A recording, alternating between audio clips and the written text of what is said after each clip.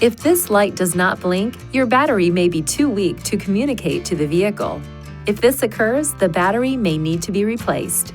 Replacing the battery in your intelligent key can be simple if you follow this procedure. First, see the owner's manual for the recommended battery before replacing. Next, release the lock knob and remove the mechanical key from the intelligent key. Place a cloth over a small flathead screwdriver and insert the tip into this slit. Now twist the screwdriver to separate the intelligent key into two pieces. Look at the battery to observe which side is up so you can put the replacement battery in the same way. Ensure your hands are clean and free from oil and grease before touching anything inside the key fob. Carefully hold the new battery by the edges every time you pick it up. Remove the discharged battery while being careful not to touch the internal circuits or electrical terminals.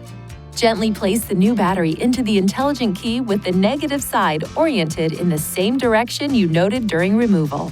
Align the tips of the two halves and then close the key fob by pushing along the edges. Lastly, operate the intelligent key to ensure it works properly. If you need assistance with replacement, it is recommended you visit a Nissan dealer.